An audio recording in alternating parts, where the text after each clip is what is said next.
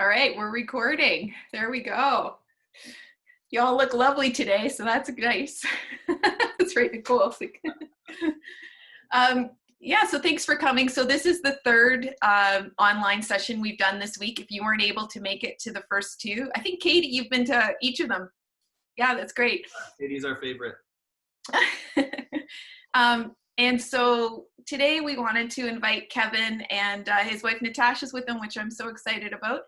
And we wanted to focus on just some of the things that you guys may be facing as leaders during this pandemic that we're in, to talk on two different levels about us personally, how we can stay healthy, how we can stay informed for ourselves personally, and then also us as leaders leading during crisis. How can we help those in our churches, in our communities, while not forgetting about ourselves as well? So if you weren't here for the first two, we did one on finances where Dan DeSabatino who's the Secretary Treasurer, he spoke at it, and it was so insightful. And I think that it would be really valuable to listen to, even if you are not someone who is facing probability of, let's say layoffs or things like that.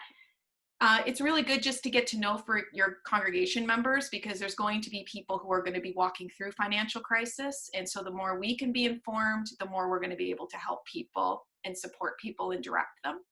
And then yesterday, Rachel Ernst, who's a nurse, an OB nurse in London, she spoke about health during this.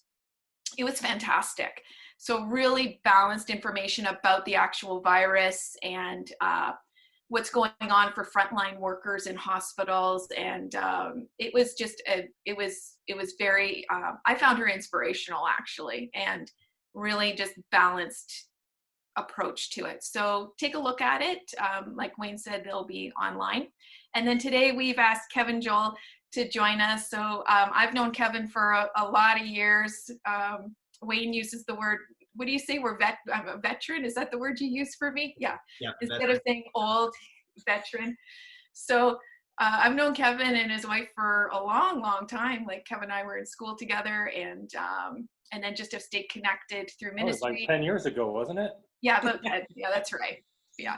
So Kevin, I'm going to let you just share a little bit about yourself. Tell us a little bit about, who you are, your life, where life has taken you. Yeah, it's been a long meandering road. Well, first, I guess about my family. This is my wife, Natasha. We've been married for 23 years now. Mm-hmm. And we have two teenage daughters, a 19-year-old and a 16-year-old. And we also have living with us right now a student from Austria. And so that's been an interesting challenge. Victoria has joined us for the school year, and I don't think any of us anticipated we were going to get this kind of disruption. Let's see, more ministry-wise, I guess we did children's ministry in King Street Pentecostal in Oshawa for 7.5 years, was it? 7.5? Yeah, and then went to KRT and did kids ministry at Kennedy Road Tabernacle in Brampton for 7 years. And while I was there, started working on getting my master's, went to Tyndale, got my master's in clinical counseling. So now I have transitioned out of working specifically or directly with kids, but more with families. So I do a lot of couples counseling, a lot of relationship counseling sort of things.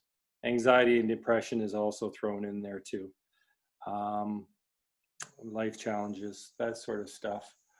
And so that's where I'm at right now. I work at Bay Ridge Counseling Center presently. And also, I guess the other main thing is I'm a chaplain in the military.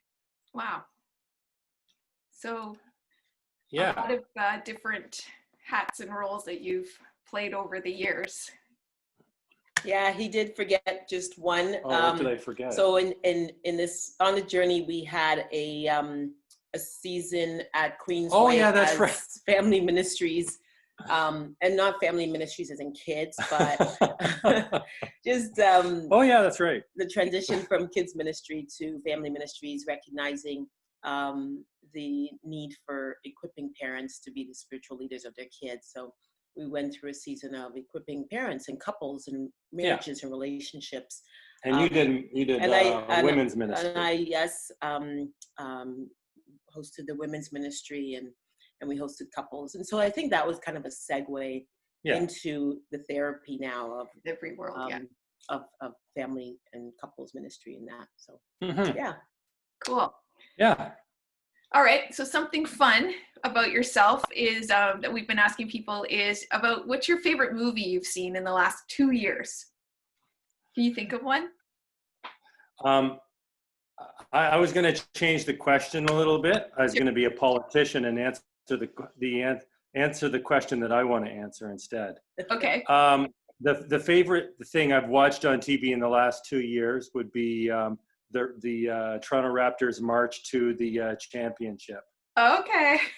So that would be my favorite TV experience, I would say, over the last couple of years. How's that? That's awesome. So you weren't down there, you were watching it from your home. I couldn't afford the tickets for the playoffs, but I was there for the parade. Oh yeah? Oh yeah, I was definitely there for the parade. Oh, one of the 2 million people in Toronto the day. Yeah. It was a great day. Oh, what a great memory. That's awesome. Yeah. So with your experience in ministry and now like in a different kind of ministry with counseling, what's your favorite thing about ministry, counseling? Yeah. Okay. So is everybody here just is pastoring, right?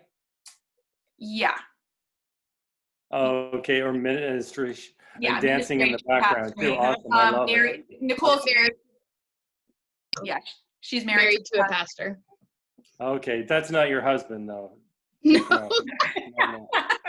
That's questionable. The child in the background. That's very funny. We definitely need that recording. That's great. I would say I get to see growth in a kind of way that you don't normally get to see in ministry, and meeting with clients consistently and working with them to help them to achieve their goals. Seeing couples make their marriage stronger, which in turn makes their family life stronger, which in turn, I believe benefits kids. I love that the most. Mm-hmm. Yeah, That's great. It's really rewarding. Yeah, for sure. Yeah. You were one of the first people to introduce me to the idea of family ministry, actually. Like when Orange first started coming out, you were one of the first people that talked about Orange, that introduced me to that world. So I know that that's something that's been part of you for many, many years. Yeah, that was kind of an indirect, I didn't really expect that. We went, remember, we went on this kids ministry cruise. It was way back in the day. We convinced our pastor to let us go take this children's ministry conference. It was on a cruise ship, and it was awesome. And we got to meet Reggie Joyner and all the main influencers in kids ministry. So I got to be introduced to the Orange concept on a cruise ship. That was amazing. Wouldn't want to be on a cruise ship now, but no, those were different times. Yes. All right. Well, why don't we dive in a little bit about talking about why we invited you to the conversation. So, during this unique time, we're all cohabitating together, and I'm sure that this is bringing out some really great positive things for families and for relationships, and also some unique challenges. Because a lot of us aren't used to being in the house together 24/7 and not being able to go outside of it. And a lot of us have, there's coping strategies of we do have our separateness, and then we can get back together at night when we're done work. And so we wanted to just have a conversation about navigating, maybe ruptures in relationship or crisis in relationship, and how we can have some strategies to be healthy ourselves and also to pass on to people, as I'm assuming we're going to start hearing from families saying, we don't know what to do, or my spouse is driving me crazy, or things like that. So how can the people we live with be so crazy? Because it seems like we're seeing all these quirks and stuff come out. I know, and I'm going to be really honest. There was a day where Mark was sitting beside me and he was eating his breakfast. And I was like about to lose my mind. I was like, do you really have to chew that loud, Mark? Do you really have to be swallowing that loud? And I'm like, Cindy, this is silly. Like, just, you can move and walk away. But those little irks come up when you're together all the time. So maybe you can talk to us, for those of us who are married, we're working with parents who are married. What are some strategies that we can do? Help us, kind of understand interpersonal dynamics that may be happening like during this social isolation time. Yeah, that's such a big question, and it's a very general question, isn't it? Yeah. And I recognize that we've got 9 people in this call, 10 people, I guess, but probably every situation is diverse and unique. So everybody's challenges you're gonna have different set of challenges, whether you have older people, older kids, younger kids. For us, I think in some ways we're kind of blessed having teenagers where we can, we don't have to sit them down and go through schedule with them and do the schoolwork. Last night I was talking to a mom. She was pouring her heart out, and I felt overwhelmed for this poor woman. She's divorced, has living in an apartment building. She has one child that's autistic, and she's a teacher at a private school. So she's on this, what's this program called? On Zoom with her students, trying to juggle three kids at home. And I'm like, I have no idea, woman, how you're doing this. This is, I'm getting overwhelmed just thinking about your story. So we all have a very different story, a different situation. And I think the best piece of advice I can certainly give is we have to make the best of the situation we're in. And it's your best is going to be different than other people's. So don't get too caught up in the trap of, oh, this mom over here, or this dad over here, or this family over here is doing it this way, because their story is uniquely different than your story. And that comparison trap can just take you down a dangerous rabbit hole. Yeah, I would say that, definitely on the uniqueness, right? And I think in this season, we're seeing more of the uniqueness of our home lives. Yeah. And so there's the individuals, but you've got maybe 2, 4, 6 individuals all under one roof, that the solutions, there isn't like one solution. And it's looking at each container, which is our home, and then helping the individual to sort out their own container first, which is themselves. And their expectations. Yeah. And not try to sort out the other person's container. So it's like container within container. Yeah. And I think as the adults and as the parents, to maybe the first step is to help them sort themselves out. Like Cindy, like you were saying, Mark's chewing. Yeah. Well, you can't sort out, you can't fix that. We gotta, okay, what can I do? What can I control? Yeah, in this little space? What am I responsible for? How am I responsible to respond? Yeah. Right? That's a good question. How am I responsible to respond? Yeah, because we all have that obligation to respond with kindness, respond with generosity, giving the people around us the benefit of the doubt. Mhm. I think there's expectations. You know, a young mom or a young dad might have certain expectations about how this is going to look. You know, we're gonna all sit down together and we're gonna have dinner and we're gonna have games night. And we're gonna do this and we're gonna do that. But maybe that's not. The kids don't necessarily get as much say in it per se, but your partner's opinion or expectation is different. So you got to have, they say, communicate, right? Like have those clear conversations about what you would like to see happen and also why you would like to see it happen, so that your partner understands like the emotional needs that are being met and why it's an important value to you. I would also add to that, even with the kids, like depending on the personality type of everyone, right? Yeah. Like if you're like a type A, get things done, like Yeah. organize and Structure, schedules, and all that stuff. And yeah. you're used to doing that outside of your home, maybe in your job, or maybe your family leaves for the day, and your home is where you don't work outside the home. Mm-hmm. It's not imposing your schedule, your expectations on your kids. Even I know that sounds kind of weird, but like allowing your children to asking them questions like, what would make you feel happier, or not happier, happier is a relative word, but like make you feel better. Yeah. Being here. And you might be surprised, I think, that our kids will share, like maybe you're waking your kids up at like 7:00 like you usually do because you want to keep structure, and maybe letting them sleep in or letting them stay up later, or just things that aren't normal that we wouldn't necessarily allow our kids to do, but finding out from them and teaching parents to allow their children to share their feelings and emotions and their needs in this season, because it's just as important as the adults.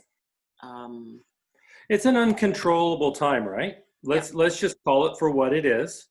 This situation, we've never seen it like this ever. Right. Even during World War I, World War II, those were dramatic situations in world history.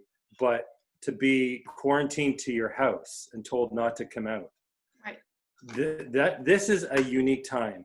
So let's not compare normal times to this time, right? And that can be a trap. So to give ourselves a little bit more leeway, to not have to be so goal driven. Right now you might be saying, well, this is the time that I have all of this time now to do these things that I never got to do in the past. So I should be more productive. I should be producing. But also recognizing it's also a very heavy time, isn't it? That's a very, dare I say, depressing time for a lot of people, a lot of anxious time, which plays a part in our ability to be effective. So we have to just, I think, be kind to ourselves and recognize that we can't possibly be running at optimal levels right now. Yeah. So we shouldn't expect it of ourselves. We shouldn't expect it of our kids, and we shouldn't expect it of the people that we work with, because we're all going through uncharted territory right now. Yeah, that's a really important point, I think, right? Is that I've talked to a few people who are feeling that sense of pressure, like we should be using this time, and we should be, again, like what goals can we use this time for? And there is this, it's like they're putting it on each other. And I think that that's important for us to be mindful, with our spouses, with our kids, when we're talking with families, is asking them about that expectation. So I know, like we have 2 teenage boys too. I woke them up on Monday morning and said, you know what, let's do this like a school day. And like within, it was like a half hour. I'm like, you know what, no, we don't need to do it this way. Like we're gonna, and so I think too, like we're trying to figure these things out in real time. Like families are trying to figure this out in real time because things just keep changing and shifting. And so it's a confusing time too. So I think that that's an important thing to I think that question of how am I responsible to respond is a really good question for us to carry with each other. And also, what expectations or goals or things why am I doing those things? What is the real reason why? And how can I take some of that pressure off that I'm putting onto maybe my spouse or my kids? Yeah. Yeah, it's a challenging time for sure. What about people who are living alone right now? So, there's a number of our kids pastors who are single. There's people in our congregations who maybe they have the opposite thing going on, where they're not learning how to function in family, but we have people in our churches, single parents would have kids, but maybe not. Like maybe, I don't even know how that's happening right now, to be honest, with kids with custody and if they're able to go from home to home. Yeah. Right. So that's a challenging situation I'm running into and noticing. Right. So some of us may be working with families like that, or are maybe people here are single. So what would you say to that? Well, I divide the singles up into two different categories, the introverts and the extroverts. I'd say the extroverts are probably having much more of a challenge and the introverts are doing the happy dance. Right. Because they're like, yes, finally, I get to I don't have to make any justifications or excuses. I can just enjoy having my alone time. Yeah. So let's be mindful that not every single person looks at this the same kind of way. So do we need to probably need to minister more to the extroverts at this point? Like, how do they get their outlet? And I like to look at it a little bit more holistically too, Cindy, where like when you look at your needs, we're talking about emotional needs, we're talking about spiritual needs, we're talking about our physical needs as well too, right? And within the physical needs, you've got your sleep, you've got your eating, you've got your exercise. And I think that those three areas within your physical are really important to maintain. I'm a big proponent of getting outside, of getting some exercise, because that's going to give you, it's going to help you to remain positive through this, not go so squirrely. Relationships. I know that just because you're an introvert doesn't mean you don't necessarily like people. It just means you don't love big crowds of people. So there are certainly creative ways, and this is probably a really nice creative way as well too, where we can get some of the emotional needs of connecting with other people through this, or talking on the phone, or texting, or WhatsApp groups I know are sprouting up all over the place. Who's in multiple WhatsApp groups right now? I'm in two. Oh yeah. How many, Kevin? What did you say, Kevin? I saw Kevin Charles. Did you say two? Two. Or even I've seen some private Facebook groups popping up, where people are creating community within private Facebook groups based on certain hobbies or interests, and even families have created WhatsApp groups or private Facebook groups to keep that connection going.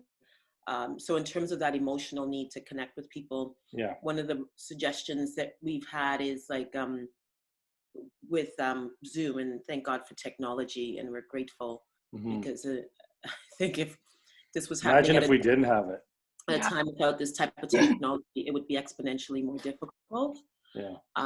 And so, having the older generation, we're noticing, learning very quickly how to use technology, and things like Zoom and House Party, that you can connect with your family as a single person.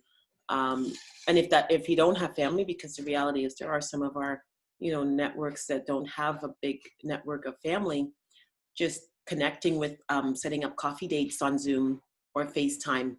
That's something that we've been doing. I've been reaching into my network of single people who live alone. They don't even have a pet. You know, 'cause if you have a pet, you got something to move around and purpose. We were reading an article, just to jump in on the pet thing, we were reading an article about the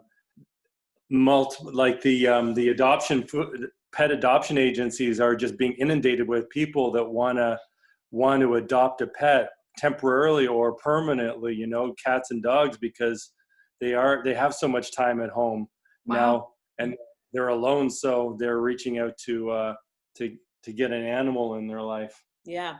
So a way to encourage singles is to book intentional coffee dates. Yeah. Right. And like I schedule a couple, and just to specifically for my friends I know who are living alone, I say, make a cup of coffee, let's FaceTime, and we actually book it. And there's something about the intentionality, encouraging people to say, oh yeah, let's do that, but then just leaving it. Because as much as we have time is like, I don't know about you guys, but days are going quickly, and especially if you're working from home still, there's a lot on the agenda. So scheduling that coffee date, and it can be very refreshing to people who are alone. And even if you're a couple and you, as a woman, want to still connect with your girlfriends, or guys still, I know Kevin, you connect with a bunch of guys. They have a, well, not a pseudo Bible study, but just a connection, creating those outlets. So just kind of backing up to couples being together, encouraging our kids and our spouses to still connect outside of us, so that we're not the only people you're talking to. As great as you guys are, as great as we are, we individually need to connect outside of our relationships and outside of our kids, and our kids also need to connect with their friends, so and their grandparents. So if they're younger kids, I would encourage families to facilitate Zoom meetups with their kids' friends, so we're all having that emotional need met. And going back to our kids' emotional needs too, as frustrating as it is for us, I'm sure it's even more for them. And there's a sense of lack of control, right? So if we can give children, or, you know, when you're talking to other parents, encouraging them to give their kids some level of control within the decision making in the home. So we're going to have a games night, and tonight you get to pick, or we're going to go through different menus, and so you get to pick tonight what we're going to eat, and tomorrow night you get to pick. So you're involving them and letting them get to choose what. I just noticed. Wayne's background. I was wondering that too. Okay. It's great. Yes. He's in the office. Is that? Yeah, the office. That is the office. Yes, Stanley. Sorry, there's been so many Zoom calls. I'm like, any sort of way to add. Yeah, to mix it up, right? Yeah, it's good. So giving your kids some control, I think, is also very encouraging for them too. Yeah, I think that's great. And like for youth pastors, I mean, because again, my kids are teenagers, so we're in youth world. And I'm finding that, you know, teenagers, they're so social, you know, and they've got that natural need to connect with their peers. And so I'm finding that my own, especially my oldest, he's grade 12, and he's starting to, like, it's starting to get to him. It's starting to be like, he wants to see his friends physically. He wants to, so he's doing the online stuff. So would you say the same idea of like empowering them with like, okay, so let's make some decisions, and giving them the same thing would be helpful, or for students like teenagers? Yeah, Natasha set up this really great idea with the, we broke up our roles and jobs, and so we have 3 different jobs, right? Clean up, cooking, and dishes. So even in that, where there's a little bit more structure, and letting them pick some times when they are things that they want to do can be very helpful too. Yeah, so I think as parents, like, not, again, initially it's like, you're giving me work to do, but it was like, it's about empowering and feeling that I'm contributing, I have something to do. Yeah. And every, again, it's boy, we have girls, so I don't, with boys might be different, but And our daughter just had her birthday. yeah. Imagine all of these kids, you know, that normally have birthday parties, Yeah. and now they don't get a birthday party. Yeah.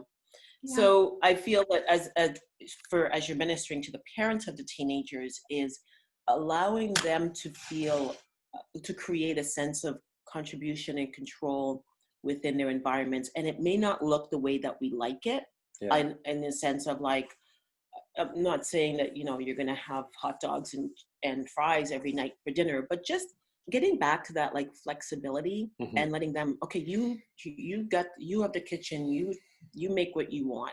You make what you want for us to eat tonight. Yeah. You decide, and let them do it. And really relinquishing a lot of that controls that we have as parents.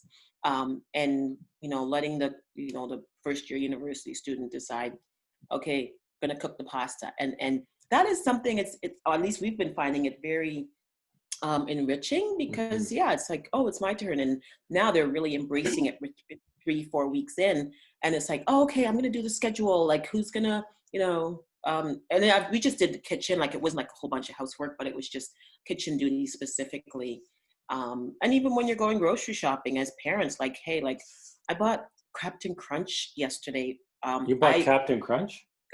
Guys, I never ever buy sugary cereals. That's the first time in 23 years you've ever bought Captain Crunch. But she was like, we only eat these at camp, and like when they go away to camp. And it's like, okay, fine. But the point is that if it's that little thing for that teenager to like have that they don't normally have, we have to really we have to be cognizant of it, because that's like a happy moment for her to have Captain Crunch cereal. Then okay, right? And then she asked to take it to her room and eat it with her friends. Again, not the rules that we would normally have, but that was something for her to sit and FaceTime her friends and eat Captain Crunch in her bedroom. Yeah, if that's what it took for the 16-year-old to feel empowered. Then, yeah, that's good. So it's like shifting our expectations a bit, and asking ourselves, like, how am I responsible to respond? These are all really helpful things.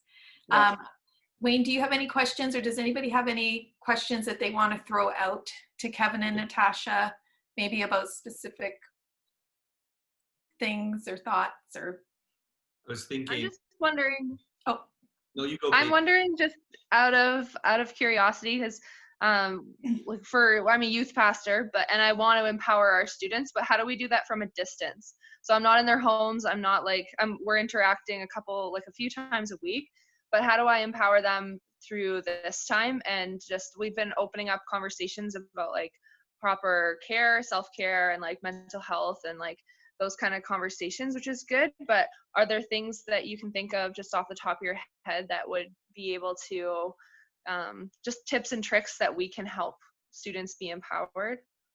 I'm just thinking out loud.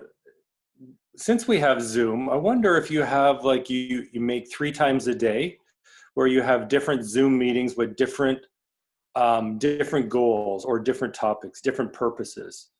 And then you just say, so in the morning, we're just going to get on and we're going to pray together, and we're going to do a little devotional and talk about such and such. And then in the afternoon, so the kids can hop on if they want to. They don't have to if they don't want to, but it can give them a little bit of a break to talk about the things that are most interested. And you can even run a poll and say, what are some of the things that you would like to discuss? And, you know, as we were talking about the birthday, you could hop on for every kid that has a birthday. You know, if you have that list, you could say, well, tomorrow is Julie's birthday. We're going to just all get on together and with Julie and just sing her happy birthday, you know, and tell her one good thing we like about her. Or you can also do, I'm leveraging this from my work, but I think it would be a great thing for the teenagers as well. Theme parties, right? So our team at work, we decided to have a beach party. I know it was so weird, but the requirement was we all had to wear like a, you know, some type of hat, sunglasses, Yeah. and we had tank tops, and then we all had like, you know, sat in the sunny area of our house. And then before that, they sent out like bingo. There's this virtual bingo games things around now. So it was an interactive time, and so it doesn't have to be long. Like speaking of the beach, Look at that. right? Wayne? Wayne's gone to the beach He's now. on it. Wayne's on But I it. think the process of like, number one, I had to go get my sunglasses and get a hat on, and it was a silly thing. First, we were kind of rolling our eyes, but I think that once we all got on and then like started sharing and saw the creativity of the different members, it really lifted our spirits. So I think in that context, applying it to kind of like, you don't have your youth group room, but what are some of those virtual theme fun things that that requires a little bit of prep, because, you know, I just want to just show up. But I think if I have to go and like, you know, find my swimsuit, not that we do a swimsuit, but, you know, it takes some effort before the call, and then we come together. And funny thing, I don't know if you guys saw the Queen did her speech in the green dress. Yes. And did you see all the memes, like how they started superimposing like different things? Wouldn't that be kind of funny if everybody had to wear a green shirt, and then the teens could just start playing around with like superimposing images onto their shirt? Oh, Just, funny. I don't know, weird fun stuff. Well, that's one thing, is this is affording space to try new and crazy things that we maybe never would have before, right? To say, you know what, let's try to have some fun with this, to connect. That's awesome. Thank you very much. That's awesome. Wayne, what were you gonna ask? Well, I was just thinking, the other side of that, Katie, is maybe in your conversation. Sorry, I'm picking up on yours before asking what I wanted, but Okay. maybe in your, like, whether it's your regular Bible study, you have a conversation about what, you know, the different things they should be doing to help out around the home, and then maybe having a follow-up meeting where it's like, what are some things you did? What are, you know, and you could even have like if you're really creative, you could create like a point system, and like, how many of you did the dishes this week, and give certain points, and have like a competition, kind of that typical youth group thing, right? To kind of encourage your students to be doing stuff around the home and be practical in you know, the activities. I was thinking one of the comments you said, Kevin, was you were talking about you know, parenting, and kind of it just inspired me, this like letting things go. One of my big challenges is I am observant, and I see every time my child is putting a drink on the table without a coaster, or every little, and I tend to nitpick, and so I find myself challenged in this time because I'm home more and we're interacting more. And now I'm like, put that away. Don't put that. Why is that? Why is this on the floor? Why is there a wrapper here? Instead of at the end of the day having the, hey, this one needs to be picked up. It's like individual and it's constant. And so can you maybe talk about, I don't know, ways to not do that? Or, I mean, coming from what you're saying, I'm realizing the need to kind of back off on some of that stuff, which is not in my natural, it's not my natural person. I'm like, do it right. But how can I, I think the question. Yeah, I would explore that a little bit more and ask you, Wayne, like, what's the worst that can happen? Things they're done wrong. No, I'm laughing at myself right now, but it's fair. It is. You're absolutely right. What's the worst that can happen is a little bit of dirt or a little bit of damage to something, like whatever. But it's fair. I think there's a balance with that, because especially in our spaces, like The shared space. the shared spaces. So I work from home. Like I work for a bank, but I work from home. So the space during the day mostly is mine. And I have a dedicated office space. And in this season, like, so people, you know, Kevin working in some spot and like maybe leaving stuff, or like the kids doing a homework project because they're all online school and leaving stuff, and maybe things aren't as tight, not the way that you want them, right? And the expectations. So I think it's us, me personally, kind of lightening up a little bit and going, okay, there's going to be that. There's got to be an expectation. Some negotiation of, happening. that. Renegotiation. Renegotiation. I kind of like what you said, Wayne. You already reframed it of like, okay, there's a time when we tidy the house. Yeah. So everyone's not on edge, like, oh, I can't put my drink down. I can't sit, like, so it's okay, daily, we're gonna, at the end of the day, do our cleanup, or halfway through the day, if your kids are younger, because they can make a mess really fast. But like, at lunchtime, we all take a few minutes and just kind of that, almost like an activity for our family, where we just put things back. Have we put things back? A check-in point halfway through the day, and then a check-in point at the end of the day. So your needs of things being a certain way is met, but you're still maintaining that consistency, and things aren't going to complete disaster. Yeah. So it's. Kevin asked an interesting question about Fortnite too, and I think that this kind of is along the same lines. Like, what kind of rules do we have? What kind of expectations do we set in the house? And I don't know how your sons are, but I would say have a question. Okay, we've got 24 hours in the day. How are we going to budget our day? And even before they sit down and start just living life, right? Like, you can live like a sailboat and get tossed around, and the wind will take you anywhere you want to go.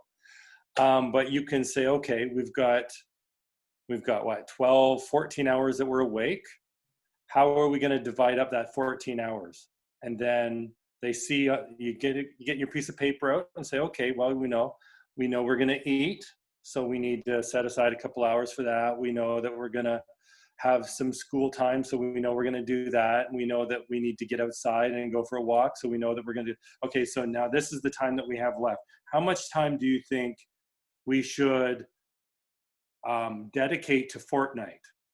How much time do you think, so you kind of plan it out ahead of time, and probably they're going to be able to make a much more wise decision when they see it set that way, rather than, you should get off now.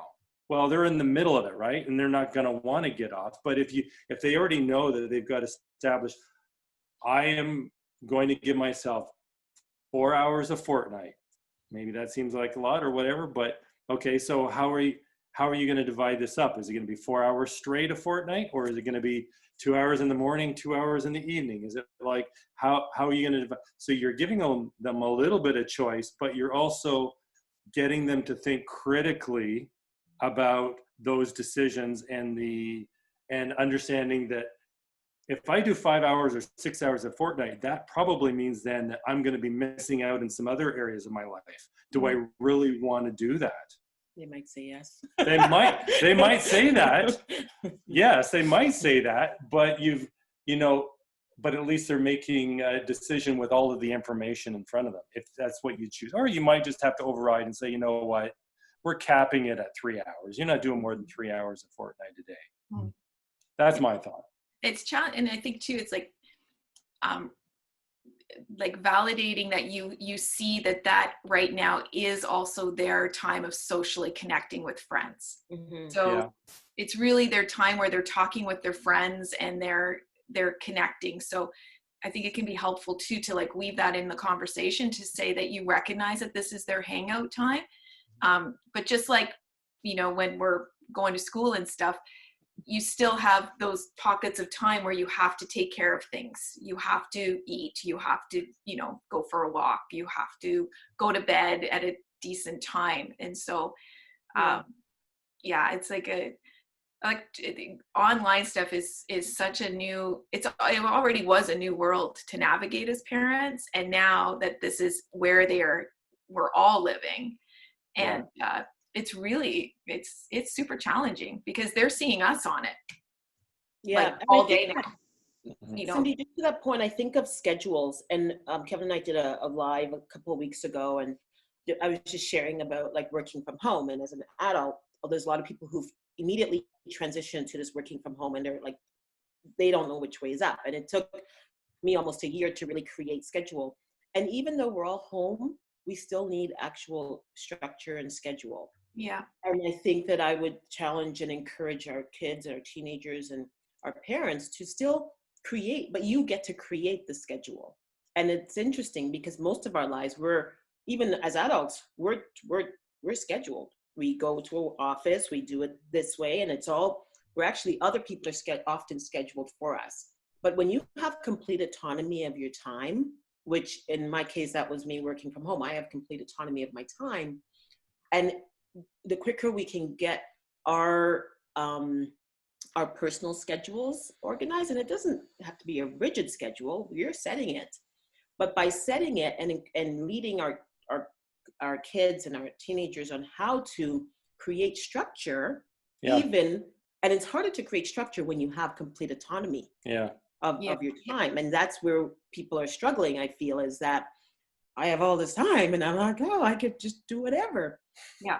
But if we don't create structure and discipline for ourselves personally and for our families in this season, it can actually be just as detrimental as if we were all out working and didn't have a sense of structure. So I would just encourage everyone as a takeaway is, how am I structuring my day still? And that is still as important.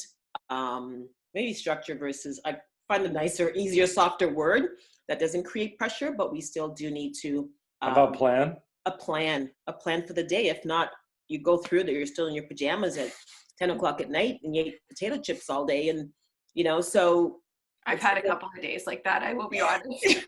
Yeah, so we're allowed to have a couple of mulligans. A couple is okay. Yeah, but, at some point we go, okay, I gotta.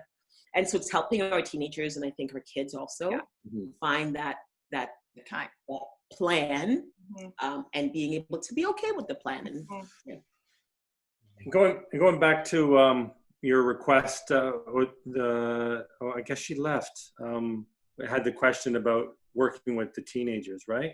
But maybe this is also an opportunity to connect with the parents as well, and you can do a quick a group like this with parents and get them on and listen to their challenges and create that environment where they can bear each other's burdens, and encourage each other. And you're just creating that platform. Yeah, great. Yeah, I'm going to boast on our youth pastor for a bit to say he's been doing a really good job with connecting, building ways to connect with students, and at least providing them, right? Providing opportunities for students to do that. So that's good. That's really cool. Does anybody else have anything they want to ask Kevin in our last few moments? How much time do we have? Oh, we got lots of time still, don't we? We're doing good here. We're doing good, yeah. Cindy, I'm not sure if Kevin mentioned this, but we have, we're working on something right now where we want to offer couples and families a free webinar, just where it would just do it. Of course, have to sign up for it so we can send a Zoom link and all that, but just for couples, especially in churches, right? Because we know even as people have limited resources in terms of accessing mental health professionals or couples counseling, but just be able to give something to families, especially specifically we feel the couples, that's kind of the one that we know we have kind of ready to go.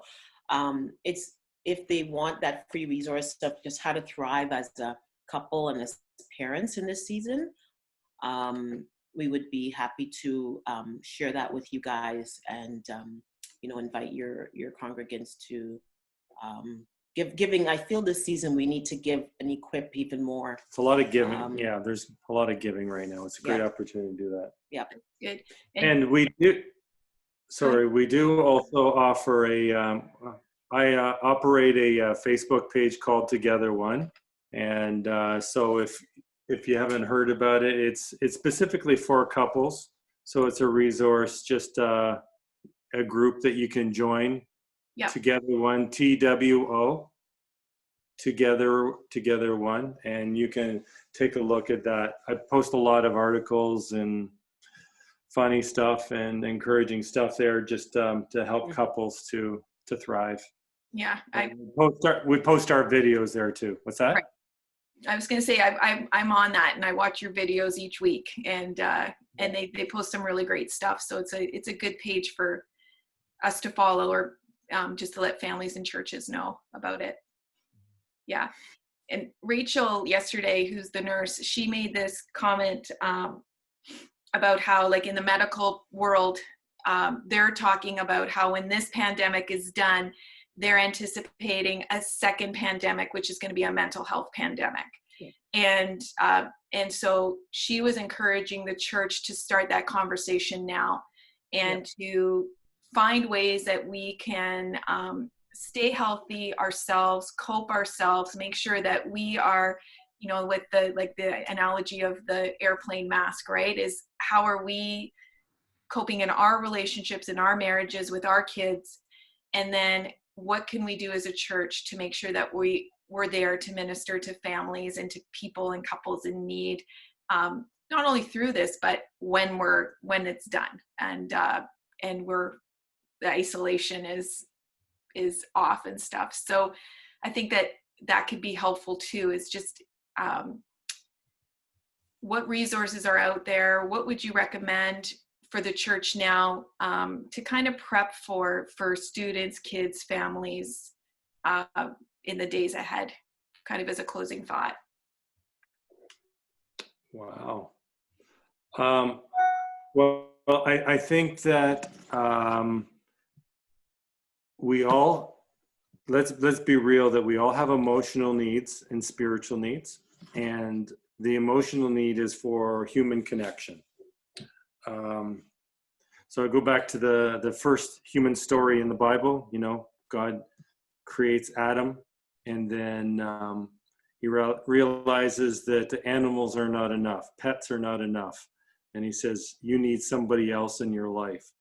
And we are social creatures, and we need relationships, and so I think that the church would do well, and we've done well for 2,000 years at creating an environment where people can gather together and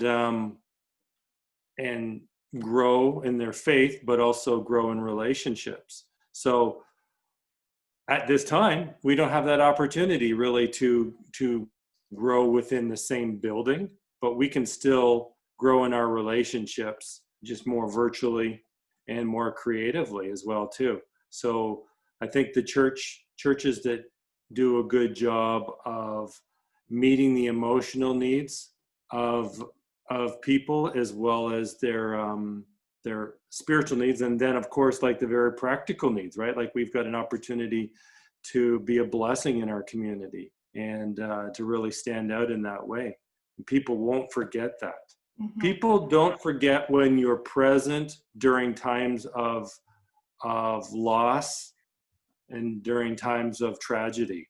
And so this is a really great opportunity for us to step up and to take advantage of a situation and use it for good. Yeah. Rather than let it get us down and be discouraged about it. Yeah, there's certainly a lot of difficulty, but I think that there's a lot of positive potential as well. Yeah. Yeah, I think also, just to finish up on that, is serving, the way we serve, the way that we've known to serve in our churches. Yeah. Obviously, it's going to look a lot different now because we can't physically be present. Yeah. But I believe that we can serve our people with information, practical information, resources, mm-hmm. because you might know how to find things very easily, like quickly.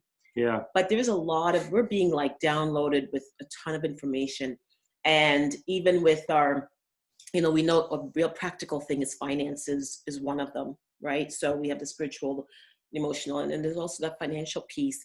And being able to provide that to your church, yeah, whether it just be links that's being sent out, like the government links, and this is how you can access free mental health resources.